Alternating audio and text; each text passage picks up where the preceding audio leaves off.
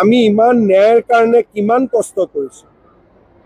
গোটেই ন্যায় আজি মানুহে কয় জুবিনক ন্যায় দিয়ক, ন্যায়টো আমিয়ে দি আছোঁ। আজিলৈকে শ্যামকানু মহন্ত গ্ৰেপ্তাৰ হ'ল, সিদ্ধাৰ্থ শৰ্মা গ্ৰেপ্তাৰ হ'ল, যোৱাকালি সন্দীপন গাৰ্গ গ্ৰেপ্তাৰ হ'ল, শেখৰ ভূঞা গ্ৰেপ্তাৰ হ'ল, অমৃত প্ৰভা গ্ৰেপ্তাৰ হ'ল।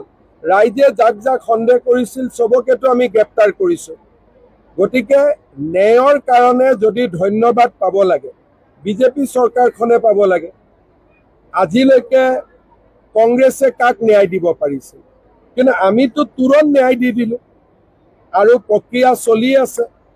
গতিকে আমাক ক্ৰেডিট দিব লাগে, ক'ব লাগে যে আৰু চৰকাৰখন আগুৱাই যাওক, আমাক ধন্যবাদ দিব লাগে। কাৰণ আজিলৈ কোনে আশা কৰিছিল যে ইমান কম দিনৰ ভিতৰতে চবকে এৰেষ্ট কৰি ল'ব। প্ৰথমতেতো কৈছিল নাহিবই, বেইল লৈ ল'ব, জামিন লৈ ল'ব, হিমন্ত বিশ্ব শৰ্মাই নাটক কৰি আছে।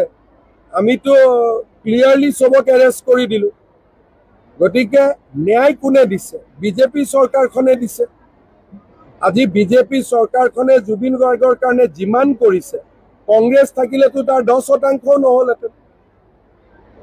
ভূপেন হাজৰিকাৰ সংস্কাৰ কৰিবৰ কাৰণে মাটিখিনি বিচাৰি ওলাওঁতে তেওঁলোকে 3 দিন লগাইছিল। আমিতো চব কৰি দিলোঁ। ভূপেন হাজৰিকাক শেষ কৃত্যত সন্মান জনাবলৈ এজনো কেন্দ্ৰীয় মন্ত্ৰী অহা নাছিল।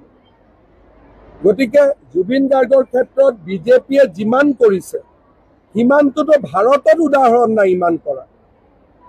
গতিকে মই ভাবোঁ যে ৰাইজে আমাক ধন্যবাদো দিব আৰু আমিও আমাৰ দায়িত্ব পালন কৰিম, সম্পূৰ্ণ ন্যায় আমি প্ৰদান কৰিম।